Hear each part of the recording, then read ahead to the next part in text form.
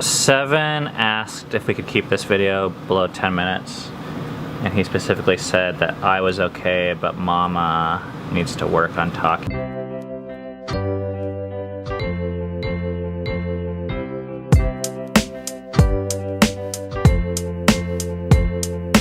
Okay, today's topic is called 7 benefits that we have learned about living close to family. A little bit of context. This is our house behind us. Right over here is where my sister and brother-in-law live, and right over there is where my parents have lived for the last 3 years. So we're gonna be sharing what we've learned from that time period. Number 1, more help. Ben's mom has helped with, at one point, several meals a week. She's made dinners. She has helped with education, with helping Filia learn how to read, with teaching the kids science. Both my parents help with yard work and maintaining the garden, and my dad was staining the deck last week. And both of Ben's parents have 3 days a week help watch Rainier while the rest of us go running. And this is a huge factor for a lot of our goals. And I don't think people were meant to live alone. And a lot of these things you could probably find outsiders to help with, but we've appreciated so much just having people that are willing to help close by, that care about us, to help us out. Number 2, we've benefited from learning from other generations. It's so cool to have my parents here where I can see, oh, this is what it could look like to be a grandparent. And this is how I could plan my life now to either learn from their strengths or their weaknesses, or the mistakes they've made, or the things that they've done really well. It's just feels so beneficial to have that. In a different way, they're learning probably from us and their grandkids. I mean, we certainly learn from our children. It's not so much like they're teaching us, but we're benefiting certainly from seeing just, you know, fresh eyes, and you know, even Rainier being one. I feel like I'm learning so much about God and life. I don't really think that we're all designed just to live with people or work with people that are just the exact same age, going through the exact same thing as we are. I think we benefit a ton from that type of diversity of being with people older and younger. Number 3 is it's cheaper. We have a lot of shared resources, like for example, a washer and dryer that we all share.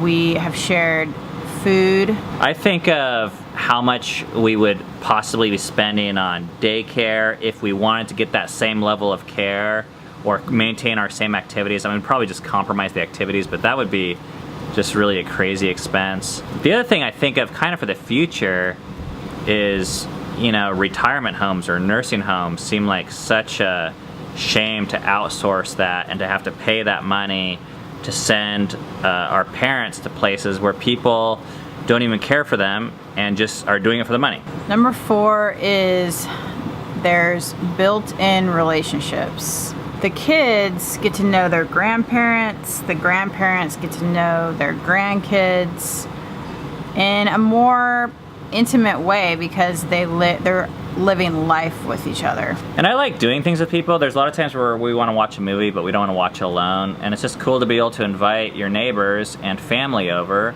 and to be able to do these activities together. But you're also doing it with people where it's like there's long-term benefit. And we've had to really ask this question over the years: who should we be investing our time with? And I think in the past we've actually made a lot of bad investments. We've invested with a lot of people that we thought were going to be lifelong friends, and we like poured our life into them, we prioritized, and we look back now and I wouldn't do it again the same way. I'm like, oh, I wish I knew now what I knew then. Well, with family, I've never regretted investing into family. While we've changed the way that we've done it, it's never something I've looked back and be like, oh dang, I wish I would have spent less time with family and more time with my friends from high school or working or something like that. I think when you're younger, you think that these people are always going to be with you, friends.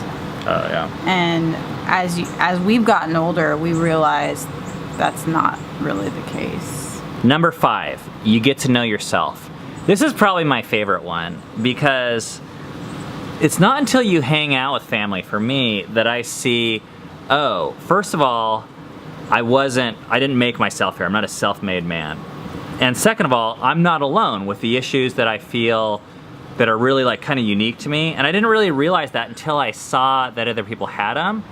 And that's when I realized how alone I felt. I want to give you 2 other examples about just this whole not feeling alone. One is a friend of mine in this last 2 or 3 years, he met his dad for the first time. And he was 38 years old, my friend was, the first time he met his dad. And he shows up to meet him for the first time and meet his brother for the first time. And him and his dad are wearing the same jacket. And him and his brother are wearing the same pair of shoes. First time they've ever met. And you could be like, oh, that's a coincidence. That's not a coincidence. You know, we're actually more similar to our family than we think. You know, especially in America, I think there's a story like, oh, you can be whoever you want, and there's this blank slate, and you can go be an astronaut or this or that. But in the deepest ways, we are more like our family than I think we'd like to acknowledge. One other story that I saw was my brother visited us like 3 or 4 years ago, and he had these like nice headphones. They were like Bose brand headphones. And he had taken this black marker and colored out the logo with a marker. And I was like, that's weird. And I was like, the only other person I know that does that is me. Because I had taken a black marker and scribbled out the logo on my TV. And then I was like, oh my gosh, except for one other person.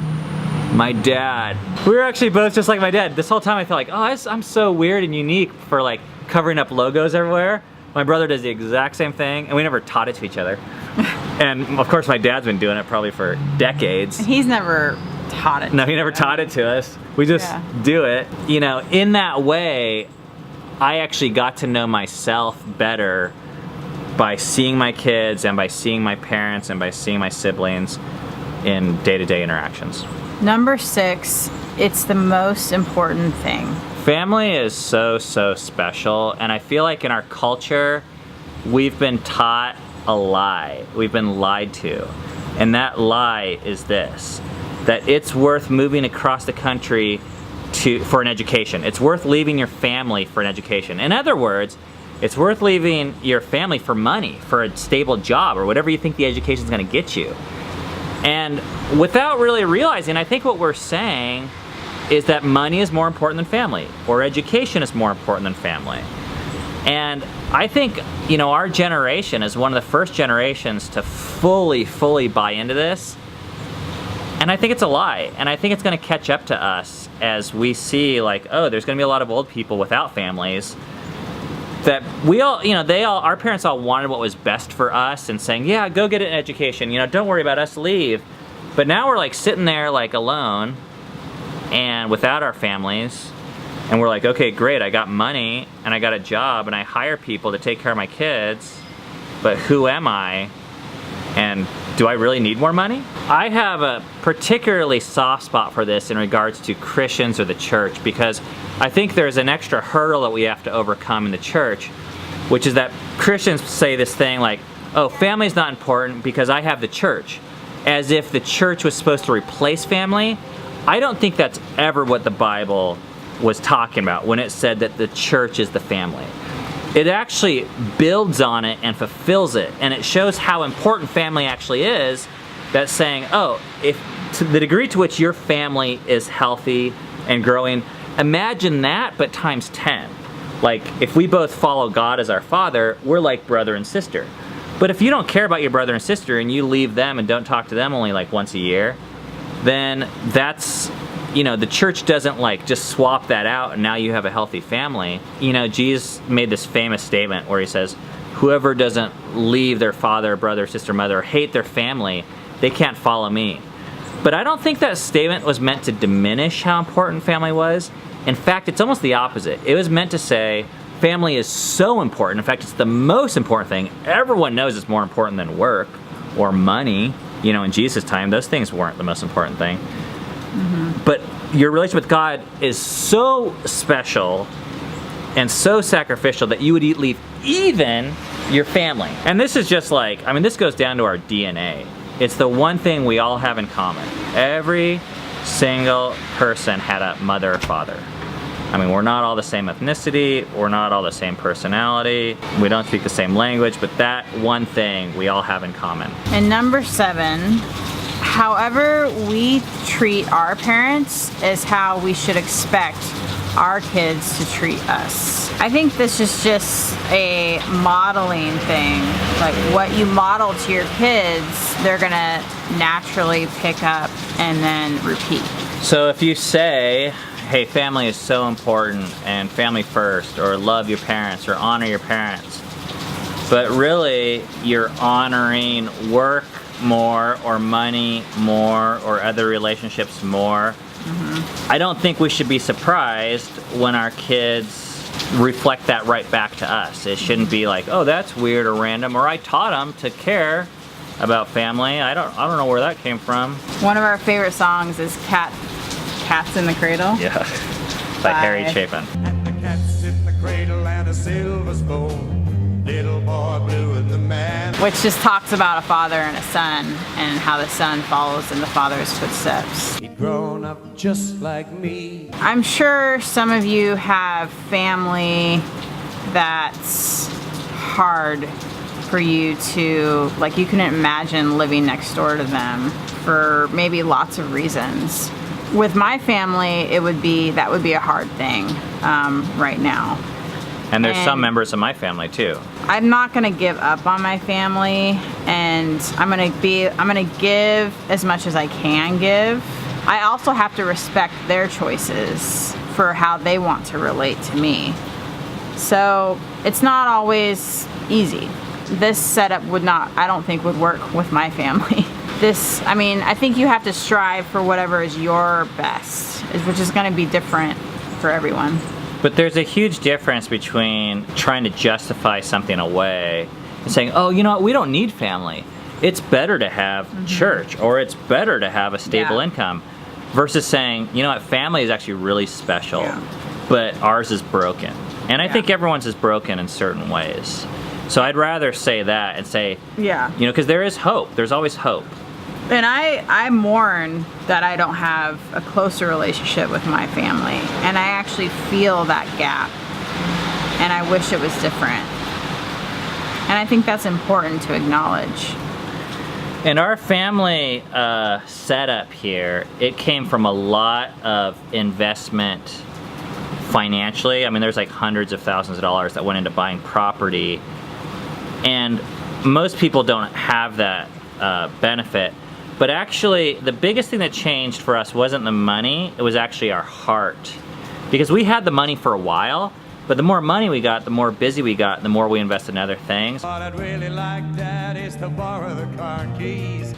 Until something changed inside of us where we were like, you know what, this is actually the best use of our money and time. So my hope for you guys is wherever you're at with your financial situation, is that you take what you can, which I think the best resource is your time, and you do whatever you can to invest into family, whatever family you can. That's what we have found has always been worthwhile. Once again, hope this format is helpful. We still haven't come up with a title for what these things are going to be called. We're just doing them on Thursdays to see how they go for a while.